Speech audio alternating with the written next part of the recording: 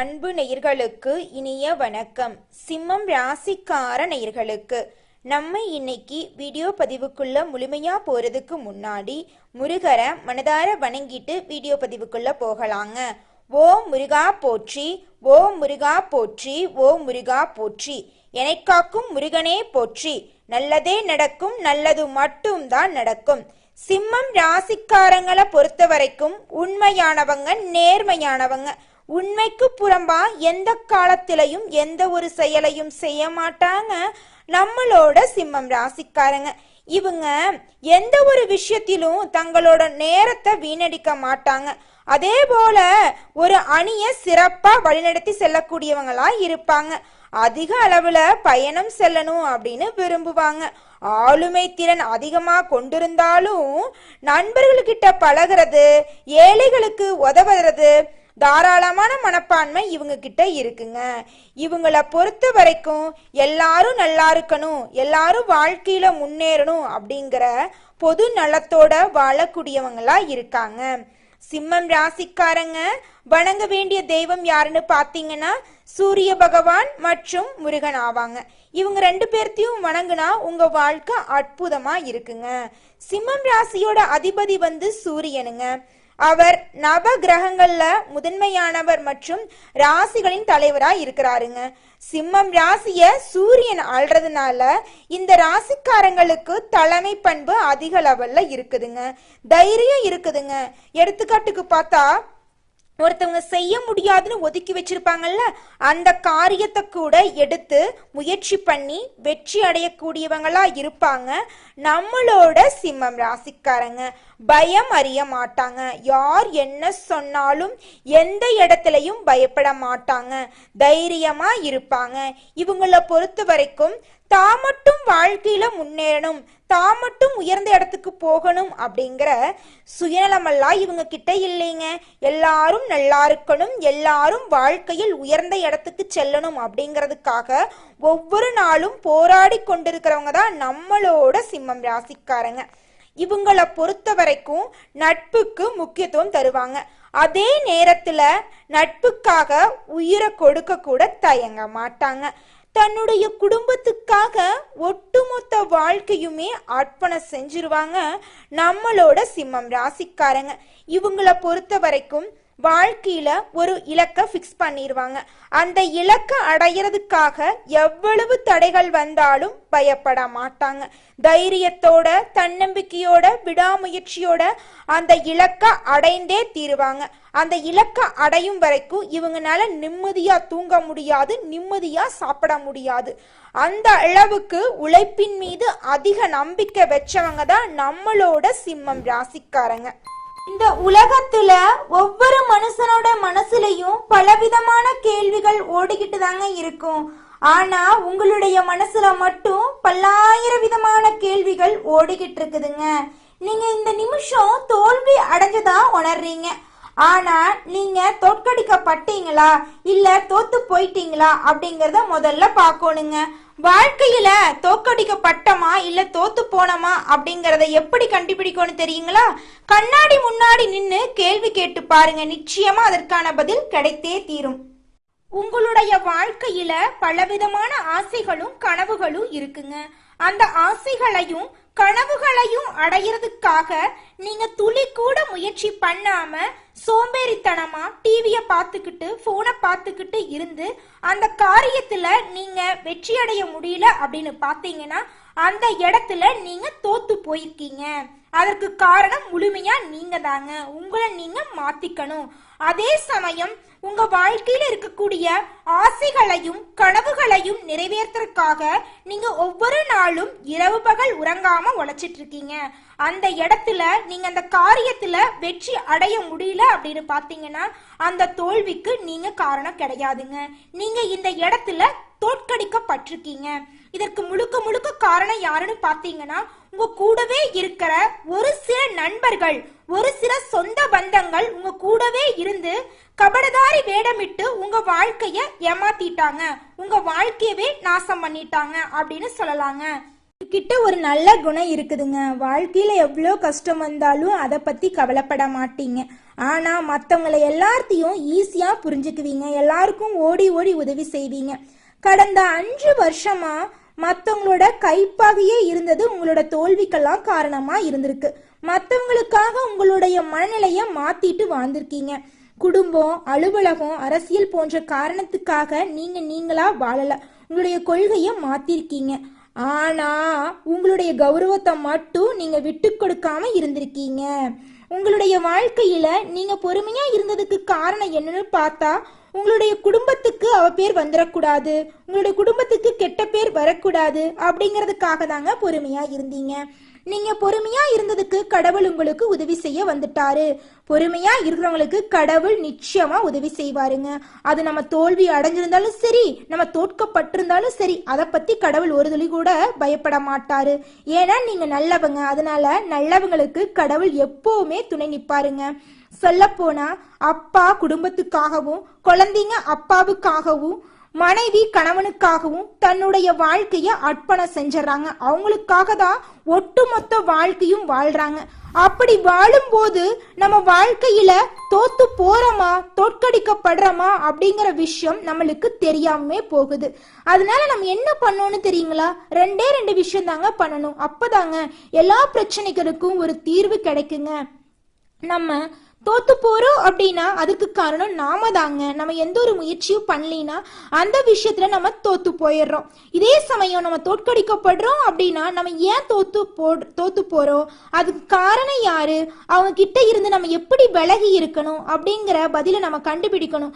அப்படி கண்டுபிடிச்சாதான் இருள் நிறைந்த நம்மளுடைய வாழ்க்கையில வெளிச்சம் வரும். நம்மளுடைய வாழ்க்கையும் எல்லார் வாழ்க்கையும் மாறி பிரகாசமா இருக்கும். நல்லதே நடக்கும், நல்லது மட்டும்தான் நடக்கும்.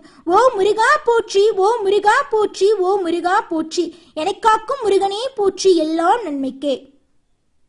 இந்த உலகத்துல எல்லா மனுஷனோட மனசுலையும் கேள்விகள் எழதாங்க செய்து. கடவுளை யார் நம்புறாங்க, ஏன் கடவுளை நம்பிட்டு இருக்காங்க, என்ன காரணத்துக்காக நம்பிட்டு இருக்காங்க அப்படிங்கிற கேள்வி ஓடதாங்க செய்து. ஆனா நம்மளோட சிம்மம் ராசிக்காரங்களை பொறுத்த வரைக்கும் கடவுள் மீது ஈடுபாடு இல்லாதவங்களா இருப்பாங்கங்க. பெருமை புகழ் மீது ஈடுபாடு கொண்டவங்களா இருக்கிறாங்க.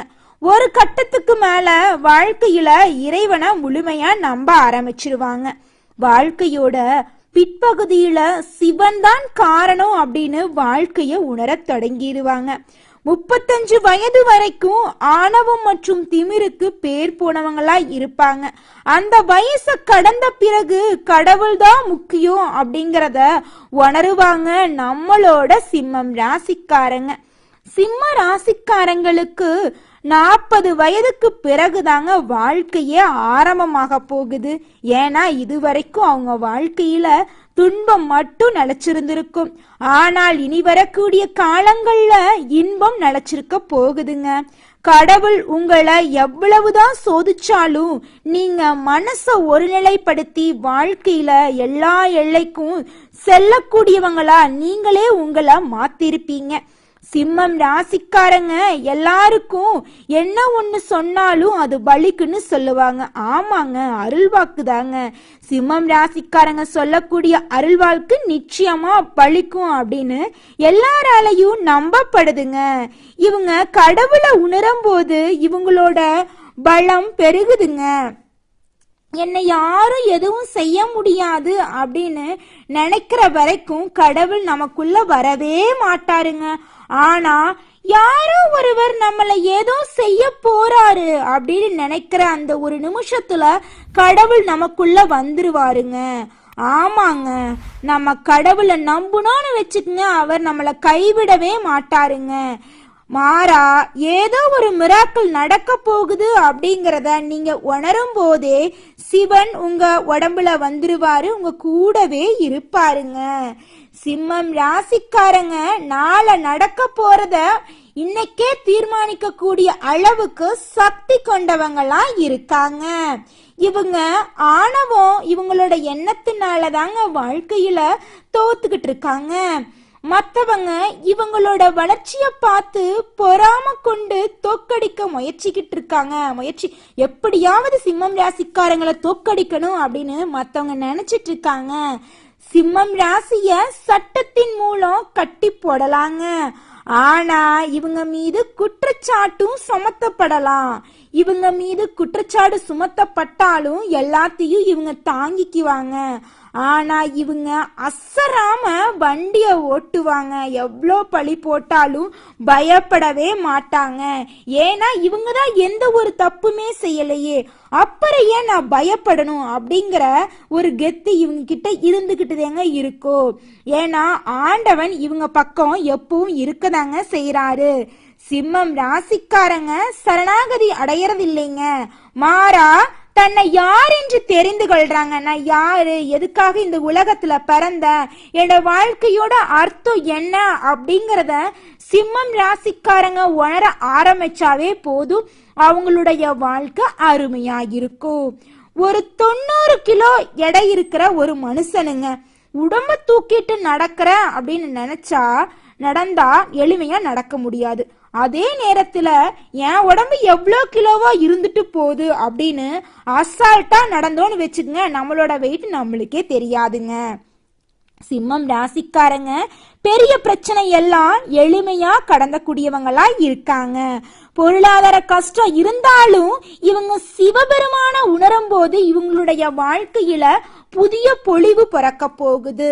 இவங்களுடைய எண்ணங்கள் ஆசைகள் அனைத்தையுமே சிவபெருமான் அடைய வச்சிருவாரு. ஏன்னா நம்மளை படைச்ச கடவுளுக்கு நம்ம எப்படி இருக்கணும், நம்மளை எப்படி வச்சுக்கணும் அப்படின்னு தெரியுங்க.